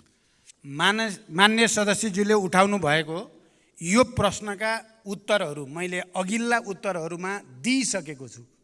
त्यसकारण यी सबै ठुल्ठुला काण्डहरू, हत्याकाण्डहरू या भ्रष्टाचारका काण्डहरूको छानबिन प्रक्रिया अगाडि बढाउने बारे सरकार गम्भीर रूपले लागिरहेको जानकारी म फेरि दोहोऱ्याउन चाहन्छु। र अन्य विषयहरू चाहिँ को बारेमा तपाईँले ध्यान आकर्षण गराउनु भएको छ, ध्यान आकर्षण भएको कुरा पनि म जानकारी गराउँछु। धन्यवाद। अर्का प्रश्नकर्ता माननीय सदस्य श्री योगेन्द्र मण्डललाई सम्माननीय प्रधानमन्त्रीसँग प्रश्न सोध्न अनुमति दिन्छु। सम्माननीय सभामुख महोदय, सम्माननीय सभामुख महोदय मार्फत प्रधानमन्त्रीज्यूलाई मेरो प्रश्नभन्दा पनि संसदको पहिलो बैठकमा प्रधानमन्त्रीज्यूले आफ्नो भनाइ राख्दा धेरै राम्रा उच्च विचार, देश बनाउने विचारहरू राख्नु भएको थियो। त्यो विचारहरू अहिले पनि झल्झली आइरहेछ। त्यो मध्ये बेरोजगारी, 50 लाख गरिब, किसानहरूको कुरा उठाउनु भएको थियो। त्यसमा पनि विशेष गरी नागरिकताको विषय 6 महिनाभित्र नागरिकताको समस्या समाधान गर्छु भनेर भन्नुभएको थियो। त्यसै सन्दर्भमा अहिले भर्खर प्रधानमन्त्रीले जवाब पनि दिनुभयो, 6 महिना 1 महिनाभित्र गर्छु। र यो 1 महिनाभित्र गर्छु भन्दाखेरि हामी कति प्रतिशतले विश्वस्त हौँ कि कन्फर्म यसपालि 1 महिनाभित्र यो नागरिकता हुन्छ, यो मेरो प्रश्न हो। र सँगसँगै अहिले सुन्नमा आएको खास गरी खेलाडीहरू जुन अन्तर्राष्ट्रिय खेलाडी जुन भएको छ अहिले हाम्रो नेपालको जुन गौरव हामीलाई गौरव दिलाएको छ, ती खेलाडीहरूलाई रकम दिने, आर्थिक सहयोग गर्ने सरकारले घोषणा गर्ने र त्यो चाहिँ पहिला पनि घोषणा गरेको र भर्खर अस्ति घोषणा गरेको पनि पहिला पनि नपाएको भन्ने सुन्न आएको छ। के हो, म अनुरोध गर्न चाहन्छु। धन्यवाद। सम्माननीय प्रधानमन्त्रीज्यूलाई उक्त प्रश्नको जवाफ दिन अनुमति दिन्छु। सभामुख महोदय, नागरिकता समस्या समाधान सम्बन्धमा म प्रधानमन्त्री हुँदै गर्दा दुईटा गठबन्धन अगाडि आए। बडो यो पनि एउटा संयोग नै भन्नुपर्दछ। र दुवै गठबन्धनले साझा न्यूनतम कार्यक्रमको घोषणा गर्दै गर्दा नागरिकताको मुद्दालाई 6 महिनाभित्र समाधान गर्ने कमिटमेन्ट, प्रतिबद्धता व्यक्त गरिएको छ। यहाँ अघि मान्य सदस्यले 6 महिनामध्ये 5 महिना बित्यो, अब कति लाग्छ भनेर सोधेको सन्दर्भमा मैले केही व्याख्यासहित अब 1 महिनाभित्र यसलाई टुङ्ग्याउन सकिन्छ भनेर मैले विश्वास दिलाएको छु। तपाईँले प्रतिशतमा सोध्नुभयो, 1 महिनाभित्र मेरो विचारमा 100% नै यो समस्या समाधान गर्नुपर्छ, गर्न सकिन्छ। धन्यवाद। अर्का प्रश्नकर्ता मान्य सदस्य श्री दीपक गिरीलाई म सम्माननीय प्रधानमन्त्रीज्यूलाई आफ्नो प्रश्न राख्न अनुमति दिन्छु। सम्मान्य सभामुखज्यू, म सम्मान्य सभामुखज्यू मार्फत प्रधानमन्त्रीजीलाई एउटा प्रश्न राख्न गइरहेको छु। 7 दशक पहिला विक्रम सम्वत 2011 सालमा स्थापना भएको दाङ तुलसीपुर स्थित ऐतिहासिक र मध्यपश्चिम जनताको लागि महत्त्वपूर्ण तरिगाउँ विमानस्थल हालसम्म स्तर उन्नति हुन सकेन। हाल तपाईँको प्रधानमन्त्री कालमा ATR 72 वा सो सरह जहाज अवतरण र उडान गर्न सक्ने गरी सो विमानस्थलको धावन मार्ग स्तर उन्नति हुँदैछ भन्ने र चर्चा चलेको छ। आगामी अब 2080-81 तरिगाउँ विमानस्थलको धावन मार्ग स्तरोन्नति गर्न नेपाल सरकारसँग के कस्तो योजना र रणनीति रहेको छ? धन्यवाद। जय नेपाल। सम्माननीय प्रधानमन्त्रीलाई उक्त प्रश्नको जवाफ दिन अनुमति दिन्छु। सभामुख महोदय, देशको एउटा मेरुदण्डकै रूपमा रहेको हवाई सेवालाई सुरक्षित, भरपर्दो, व्यवस्थित र अन्तर्राष्ट्रिय स्तरको बनाउन सरकार प्रयत्नशील रहेको कुरा म जानकारी गराउन चाहन्छु। दाङ तुलसीपुर स्थित तरिगाउँ विमानस्थललाई क्षेत्रीय विमानस्थलका रूपमा विकास गर्न संस्कृति, पर्यटन तथा नागरिक उड्डयन मन्त्रालयले सम्भाव्यता अध्ययन गरिसकेको छ। यसलाई स्तरोन्नति गर्ने कार्यलाई उच्च प्राथमिकतामा राखिएको छ। हामीले अन्तर्राष्ट्रिय स्तरको विमानस्थल निर्माणको कुरालाई प्राथमिकतामा राखेका छौँ, तर त्यसको बारेमा जति गम्भीर ढङ्गले विचार गरिनुपर्ने हो, कुन हवाई मैदान सबभन्दा पहिला बनाउनु पर्ने हो, कुन पछि बनाउनु पर्ने हो भन्नेमा कहीँ न कहीँ हामी चुकेको महसुस हुन्छ। हामीले फास्ट ट्र्याक भनेर अरबौँ खर्च गरेर फास्ट ट्र्याक रोड बन्दैछ, सेनाले त्यसलाई अगाडि बढाइरहेको छ। यहाँहरूलाई जानकारी भएकै छ, केही दिन अगाडि मात्रै म लगायत सरकारको एउटा उच्चस्तरीय टोलीले त्यसको अनुगमन भ्रमण पनि गर्यो। त्यो फास्ट ट्र्याक रोड यथार्थमा तराई मधेसलाई र मुख्यतः निजगढ विमानस्थललाई टार्गेट गरेर बनाउने निर्णय गरिएको। त्यसकारण निजगढ विमानस्थललाई अगाडि बढाउने कुरामा पनि सरकार प्रतिबद्ध छ र समग्रमा नेपालको हवाई सेवालाई व्यवस्थित गर्ने कुरामा सरकार दृढताको साथ अगाडि बढेको जानकारी गराउन चाहन्छु। धन्यवाद। अर्का प्रश्नकर्ता मान्य सदस्य श्री रघुजी पन्तलाई सम्माननीय प्रधानमन्त्रीसँग आफ्नो प्रश्न राख्न अनुमति दिन्छु।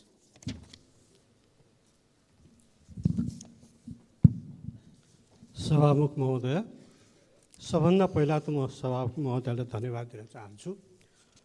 प्रत्येक महिनाको पहिलो हप्ता प्रधानमन्त्रीसँग प्रत्यक्ष प्रश्न सोध्न पाइने हाम्रो नियमावलीको दफा 56 को 1 मा उल्लेख भए पनि 5 महिनापछि आज यो सुदिन आएको छ।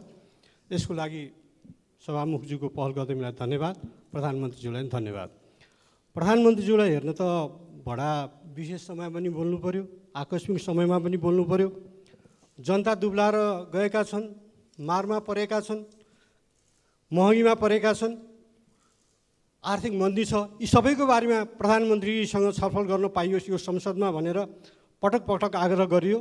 केही नलागेर 0 आवरमा प्रधानमन्त्री कहाँ हुनुहुन्छ भनेर खोज्नुपर्ने, सूचना जारी गर्नुपर्ने अवस्था पनि आयो। धन्यवाद छ।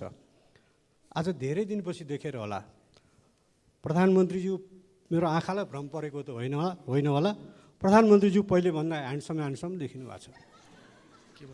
झन् दौरा सुरुवाल लाएर आउनु भएको छ, खाइलाग्दो पनि देखिनु भएको छ। कामना छ प्रधानमन्त्रीज्यू जति खाइलाग्दो देखिनु भएको छ, नेपाली जनता पनि छिटै नै त्यस्तै खाइलाग्दो देखियोन्। म अब आफ्नो प्रश्नतिर जान चाहन्छु सभामुख महोदय। तर प्रश्न सोध्नुभन्दा अगाडि म अर्को एउटा प्रश्न गर्न चाहन्छु। यो प्रश्न कसले आउट गर्यो? मेरो प्रश्न, अरू सांसदहरूको प्रश्न कसले आउट गर्यो? यो संसदभित्र प्रधानमन्त्रीलाई प्रत्यक्ष प्रश्न सोध्ने विशेषाधिकार सांसदको मात्रै हो।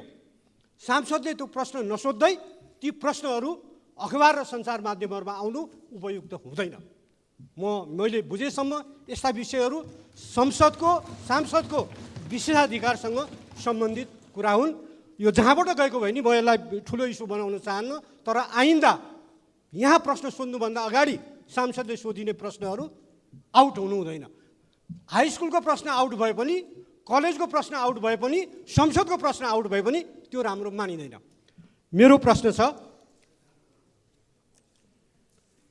यो नेपाल भारत सम्बन्धका विविध पक्ष 1950 को सन्धि लगायत ती विविध पक्षमा सुझाव दिन गठित प्रबुद्ध व्यक्ति समूह इमिनेन्ट पर्सन ग्रुपको प्रतिवेदन तपाईँको भारत भ्रमणको बेलामा दुवै प्रधानमन्त्रीले बुझ्ने काम हुन्छ कि हुँदैन? यदि भारत भ्रमणको बेलामा बुझ्ने काम भएन भने यो प्रतिवेदन तपाईँले नेपाल फर्केपछि कहिले बुझ्नुहुन्छ? लिम्पियाधुरा, कालापानी, लिपुलेख सहित मिचिएका भूमि फिर्ता गरी नेपाल भारत बीच सीमा समस्या समाधान गर्ने विषय तपाईँको भ्रमणको कार्यसूचीमा परेको छ कि छैन? धन्यवाद। सम्माननीय प्रधानमन्त्रीलाई उक्त प्रश्नको जवाफ दिन अनुमति दिन्छु। सभामुख महोदय, मान्य सदस्यले मेरो अलि धेरै नै प्रशंसा भनौँ कि व्यङ्ग के भन्ने हो, त्यसको लागि धन्यवाद। म धेरै खाइलाग्दो भएको छु जस्तो लागेको छैन। मेरो तौल चाहिँ घटिराखेको छ, देख्दाखेरि तपाईँले राम्रो देख्नुभएछ। तपाईँको आँखालाई पनि धन्यवाद। अब अर्को चाहिँ मान्य सदस्यले बडो मार्मिक ढङ्गले राख्नुभयो। यो सदनमा मान्य सदस्यहरूले प्रत्यक्ष रूपमा प्रधानमन्त्रीलाई सोध्ने प्रश्न पहिले नै मिडियामा आउनु राम्रो होइन, यसमा सतर्क हुनुपर्छ र यसलाई रोकिनुपर्छ भन्ने कुरा। अघि एकछिन मेरो कार्यकक्षमा त्यहाँ थोरै व्यङ्ग जस्तो पनि भयो। एकजना मान्य सदस्यले भन्नुभयो पहिल्यै गएछ प्रश्न, मैले सोधेँ मेरो उत्तर पनि आछ कि छैन बाहिर? अब मेरो उत्तर पनि बाहिर आइसकेको छ भने त सदन बस्नै परेन। प्रश्न पनि आइसकेको छ, तर उत्तर आएको रहेनछ। कम्तीमा त्यो कुरा चाहिँ गनिमत भन्नुपर्छ। जहाँसम्म भारत भ्रमणबारे कुरा मान्य सदस्यले राख्नु भएको छ, यी सबै गम्भीर विषयमा इपिजी रिपोर्टदेखि लिएर सीमा समस्यासँग सम्बन्धित विषयहरू, हाम्रो जमिनसँग सम्बन्धित विषयहरूमा पनि हामीले के कुरा प्रश्न गरेका छौँ भने हाम्रो 1 इन्च जमिन पनि हामी छोड्न सक्दैनौँ, हामीलाई छिमेकीको 1 इन्च जमिन पनि चाहिँदैन। यो नीति अन्तर्गत हामी नेपालका सबै राजनीतिक दलहरू र यो सम्मानित सदन सबै नै हामी एकमत नै छौँ। त्यही मान्यताभित्र रहेर नै भारत सरकारसँग कुराकानी हुन्छ। जहाँसम्म त्यसलाई बुझ्ने या नबुझ्ने कुरा रिपोर्टलाई या देशभित्र आएपछि के हुन्छ भन्ने कुरा भारत भ्रमणमा गएर कुरा गरिसकेपछिको परिस्थितिमा मात्रै भन्न सकिन्छ। तर म के विश्वास दिलाउन चाहन्छु भने नेपालको राष्ट्रिय हित, नेपालको राष्ट्रिय एकता, अखण्डता र स्वाधीनतामा कुनै किसिमको सम्झौता या कुनै किसिमको भ्रम पर्न दिइने छैन। यति विश्वास चाहिँ म दिलाउन सक्छु। धन्यवाद। अर्का प्रश्नकर्ता मान्य सदस्य श्री दिलेन्द्र प्रसाद बडुललाई सम्मान्य प्रधानमन्त्रीसँग आफ्नो प्रश्न राख्न अनुमति दिन्छु। सम्माननीय सभामुख महोदय, सम्माननीय प्रधानमन्त्रीलाई मेरो प्रश्न छ। सम्माननीय प्रधानमन्त्रीको आसन्न भारत भ्रमणमा देशको पश्चिमोत्तर सीमा कालापानी, लिफुलेक र लिम्पियाधुराको सीमा विवादको एजेन्डा समावेश छ या छैन? यस सन्दर्भमा उच्चस्तरीय वार्ताको कूटनीतिक तयारी के छ? स्पष्ट जानकारी चाहियो। हस्, धन्यवाद। सम्मान्य प्रधानमन्त्रीलाई उक्त प्रश्नको जवाफ दिन अनुमति दिन्छु। सभामुख महोदय, नेपालको परराष्ट्र नीति संयुक्त राष्ट्रसङ्घको बडापत्र, असंलग्नता र पञ्चशीलको सिद्धान्तमा आधारित रहेको कुरा यो सम्मानित सदनलाई जानकारी नै छ। राष्ट्रको सर्वोपरि हितलाई ध्यानमा राखी छिमेकी राष्ट्र लगायत सबै मित्र राष्ट्रसँग देशको सार्वभौम सत्ता, अखण्डता, स्वतन्त्रता, पारस्परिक सम्मान र लाभका आधारमा द्विपक्षीय सम्बन्ध विस्तार गर्ने नेपालको परराष्ट्र नीतिलाई निरन्तरता दिने प्रतिबद्धता व्यक्त गर्न चाहन्छु। सीमा सम्बन्धी सबै समस्याहरू पनि कूटनैतिक माध्यमबाट समाधान गरिने र छिमेकी मित्र राष्ट्रहरूसँग सौहार्द र घनिष्ठ सम्बन्ध कायम गर्ने नीति सरकारले लिएको छ। नेपाल भारत सम्बन्धका विविध पक्षहरूलाई पुनरावलोकन गरी समसामयिक बनाउने कार्यमा कूटनीतिक पहलहरू जारी रहेको जानकारी पनि यस सम्मानित सदनलाई गराउन चाहन्छु। नेपाल आफ्नो 1 इन्च भूमि पनि अन्य राष्ट्रलाई नदिने र अरू राष्ट्रको भूमि नलिने सिद्धान्तमा अडिग छ। यसै सिद्धान्तमा रहेर छिमेकीसँग सम्बन्ध कायम गर्न नेपाल प्रयत्नशील रहेको छ। मेरो निकट भविष्यमा हुने भारत भ्रमण पनि नेपालको बृहत्तर हित अभिवृद्धि गर्ने कार्यमा केन्द्रित रहने विश्वास म व्यक्त गर्न चाहन्छु। धन्यवाद। अर्का प्रश्नकर्ता मान्य सदस्य श्री विद्या भट्टराईलाई सम्मान्य प्रधानमन्त्रीसँग आफ्नो प्रश्न राख्न अनुमति दिन्छु। सम्माननीय सभामुख महोदय, म सम्माननीय सभामुख महोदय मार्फत सम्माननीय प्रधानमन्त्रीज्यूलाई प्रश्न गर्न चाहन्छु। मेरो प्रश्नलाई गम्भीरतापूर्वक सम्माननीय प्रधानमन्त्रीज्यूले सम्बोधन गर्नुहुनेछ भन्ने विश्वास समेत राख्न चाहन्छु। पहिलो प्रश्न, भ्रष्टाचार व्यथिति र आर्थिक सङ्कटले आम नागरिकलाई आक्रोशित बनाएको छ। चर्चित काण्डका रूपमा हिजो चर्चामा आएका वाइट बडी, एनसेल, क्यान्टोनमेन्टमा भएको भ्रष्टाचार, ललिता निवास लगायतका काण्डहरूको फाइल कहिले खुल्छ? सम्मान्य प्रधानमन्त्रीज्यू, मेरो अर्को प्रश्न रहेको छ। नक्कली भुटानी शरणार्थी प्रकरणमा अभियुक्त पहिचान गरी कारबाहीको प्रक्रिया अगाडि बढ्दा आम नागरिकमा उत्साह पैदा भएको छ, तर संशय पनि छ स्टन्ट र सस्तो लोकप्रियताका लागि मात्र हो कि? यदि होइन भने अनुसन्धानको निष्पक्षता र पारदर्शिता कसरी रहन्छ भन्ने आम नागरिकको जिज्ञासामा सम्मानित सदनलाई सम्मान्य प्रधानमन्त्रीज्यूले कसरी विश्वस्त बनाउन सक्नुहुन्छ? धन्यवाद। सम्मान्य प्रधानमन्त्रीलाई उक्त प्रश्नको जवाफ दिन अनुमति दिन्छु।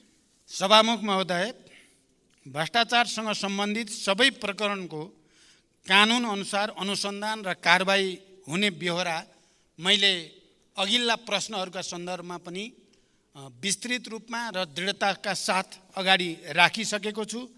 सङ्गठित अपराध र भ्रष्टाचारलाई कुनै हालतमा छुट दिने छैन र भ्रष्टाचार विरुद्ध शून्य सहनशीलताको नीतिको प्रभावकारी कार्यान्वयन गर्ने व्यवस्था मिलाउन सरकार दृढ छ।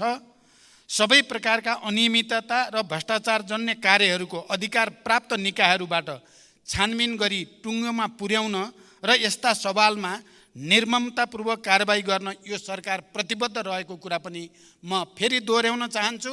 जहाँसम्म नक्कली भुटानी शरणार्थी बनाउने कुरा छ, यो 3 करोड करिब नेपालीहरूको आँखा केन्द्रित भएको र विश्वको ध्यान पनि केन्द्रित भएको हुनाले यो कुनै स्टन्टबाजी कसैले गर्ने कुरा सोच्नु पनि ठुलो भुल हुन्छ भनेर म राख्न चाहन्छु। हामी सबैको र देशकै इज्जतको प्रतिष्ठाको कुरा भएको छ यो, र भ्रष्टाचार र व्यथितिलाई रोक्ने प्रक्रियाको थालनी बिन्दु हुँदैछ यो नक्कली भुटानी शरणार्थीको इस्यु। त्यसकारण यसमा कुनै आशंका नगर्न र अहिले प्रहरीले जुन किसिमले गृह मन्त्रालय र प्रहरीले अनुसन्धान प्रक्रियालाई अगाडि बढाएको छ, त्यहाँ कुनै दबाब कुनै हस्तक्षेप छैन, स्वतन्त्र ढङ्गले त्यो अगाडि बढेको विश्वास पनि म व्यक्त गर्न चाहन्छु र यो विषयमा मैले पर्याप्त व्याख्या गरिसकेको जानकारी सहित धन्यवाद। अर्का प्रश्नकर्ता मान्य श्री रामहरि खतिवडालाई सम्माननीय प्रधानमन्त्रीसँग आफ्ना प्रश्न सोध्न अनुमति दिन्छु। सभामुख महोदय, हामीले यो कार्यक्रम नियमावली अनुसार सुरुवात गऱ्यौँ। यसका लागि फेरि पनि म सभामुख र प्रधानमन्त्रीलाई नै धन्यवाद दिन चाहन्छु। मेरो प्रश्न छ, प्रधानमन्त्रीज्यू, प्रधानमन्त्री भएको 5 महिनाभन्दा बढी समय नागिसक्यो। देश अहिले आर्थिक रूपमा अलि सङ्कटग्रस्त छ भन्ने सूचनाहरू आएका छन्। देशको आर्थिक स्तर उन्नतिका लागि र सुशासनका लागि के योजनाहरू प्रधानमन्त्रीले पेश गर्नुभएको छ? राजनीति स्थिरताका लागि नयाँ कार्यक्रमहरू के छन्? अझ ग्रामीण जनताको जीवन स्तर उकास्न कस्ता कार्यक्रमहरू जनताका बिचमा ल्याइँदैछ? भ्रष्टाचार निर्मूलनमा प्रधानमन्त्रीले प्रतिबद्धता गर्नुभएको छ। मेरो र तेरो भन्ने छुट्याउने प्रचलन हुन्छ हुन्न? र भूकम्प पीडितहरूलाई 72 सालमा गएको भूकम्पले क्षति भएका भूकम्प पीडितहरूलाई पहिलो किस्ताको 50,000 दिएर दोस्रो र तेस्रो किस्ताको घर बनिसकेपछि पनि अहिलेसम्म रकम नगएको 6,119वटा भूकम्प पीडितहरू छन्। उहाँहरूलाई कहिले त्यो रकम जान्छ र थप 1 लाख रुपियाँ दिने भनेर सरकारले निर्णय गरेको थियो, त्यो पनि कहिले जान्छ भनेर अनुरोध गर्न चाहन्छु। र सभामुख महोदय, करिब यो प्रश्न पनि अन्तिम होला। प्रधानमन्त्रीलाई ह्यान्डसम देख्ने चलन पनि यहाँ देखेका छौँ। सधैँ प्रधानमन्त्री आएपछि अलि ह्यान्डसम देख्ने पद्धति पनि कम होला। संसदमा उपस्थित भयो भने अरूले पनि ह्यान्डसम देख्ने, हामीले पनि देख्ने पद्धतिको विकास होस्। एउटा अन्त्यमा प्रश्न छ, देशको संसद अहिले आमरण अनसनमा बस्नु भएको छ। सभामुखलाई विकास निर्माणका कार्यक्रम लिएर यो कुरा सदन र सरकारलाई जानकारी छ कि छैन? धन्यवाद। सम्माननीय प्रधानमन्त्रीलाई उक्त प्रश्नको जवाफ दिन अनुमति दिन्छु। सभामुख महोदय, वर्तमान सरकार गठन भएपछि अर्थतन्त्रमा सुधार ल्याउने कुरालाई उच्च प्राथमिकतामा राखेको छ र त्यसको निम्ति विभिन्न उपाय र कदमहरू चालिएको छ। मौद्रिक नीति र वित्तीय नीतिको बिचमा सामञ्जस्यता ल्याउनको लागि राष्ट्र ब्याङ्क र अर्थ मन्त्रालयका बिचमा लगातार छलफल बहस गर्दै सहजीकरण गर्ने प्रक्रिया अगाडि बढेको छ। यी सबै सचेत र इमान्दार पहलकै कारण अहिले विप्रेषण र विदेशी मुद्रा सञ्चितमा उल्लेख्य सुधार भएको छ। साथै राहदानी, श्रम स्वीकृति, राष्ट्रिय परिचय पत्र लगायतका सार्वजनिक सेवा प्रवाहमा जनताले अनुभूत गर्ने गरी सुधार भएको छ। विकास निर्माण तथा सार्वजनिक सेवा प्रवाहको अनुगमनलाई थप सशक्त बनाइएको छ। राज्यप्रति जनताको विश्वास बढ्दै गएको छ। मुलुकमा सुशासन कायम गर्ने सम्बन्धमा सरकार स्पष्ट मार्गदर्शनका साथ अगाडि बढेको कुराले आम नागरिकमा राज्य र सरकारप्रतिको भरोसा बिस्तारै बढ्न थालेको छ। भ्रष्टाचार नियन्त्रणमा शून्य सहनशीलताको नीतिलाई अवलम्बन गर्दै कुनै पनि विषयमा सम्झौता नगर्ने र परिणाममा देखिने गरी कार्यान्वयन गर्न सरकार दृढ सङ्कल्पित छ। फौजदारी र सङ्गठित अपराधको जालो तोड्नका लागि गृह मन्त्रालयलाई स्पष्ट निर्देशन सहित अगाडि बढाइएको छ। भूकम्प पीडितको बाँकी किस्ता 2080 असार मसान्तसम्म भुक्तानी गराइने जानकारी पनि म गराउन चाहन्छु। यति भनिसकेपछि म अन्तिममा, हुन त 2064मा विस्तृत शान्ति सम्झौता भएर देश सङ्घीय लोकतान्त्रिक गणतन्त्रमा प्रवेश गरेपछि हामी आर्थिक, सामाजिक, सांस्कृतिक, शिक्षा, स्वास्थ्यको दृष्टिकोणले हामी कहाँ आइपुगेका छौँ भन्ने कुराको संक्षिप्त केही तथ्याङ्क राखेर म बिदा हुन चाहन्छु। 64 र अहिले 79 को तुलना गर्दा यो नेपाल सरकारकै तथ्याङ्क विभागको सूचना हो। म शिक्षाको क्षेत्रमा के प्रगति भयो, कहाँ समस्या छ? 2064 सालमा प्राइमरी स्कुलहरूको सङ्ख्या 30,924 थियो, अहिले त्यो बढेर 35,187 भएको छ। माध्यमिक तहका विद्यालयहरूको सङ्ख्या 10,636 थियो, त्यो अहिले बढेर 17,183 भएको छ। सेकेन्ड्री स्कुलहरूको उच्च माध्यमिकको 6,516 थियो 64मा, त्यो अहिले 10,984 भएको छ। अनि विद्यालयमा भर्ना हुनेको दर 64 मा 95% थियो, अहिले 97% पुगेको छ। त्यस्तै साक्षरता प्रतिशत 64 मा 61% थियो, अहिले त्यो बढेर 76% 76 भएको छ। स्वास्थ्यको क्षेत्रमा हस्पिटलको सङ्ख्या 2064 मा 102 हस्पिटल थिए, अहिले 201 हस्पिटल छन्। डाक्टरहरूको सङ्ख्या 2064 मा 1627 थिए, अहिले 30,133 डाक्टर भएका छन् र यो आफैमा एउटा ठुलो चुनौती भएको छ हाम्रो स्वास्थ्य क्षेत्रको निम्ति।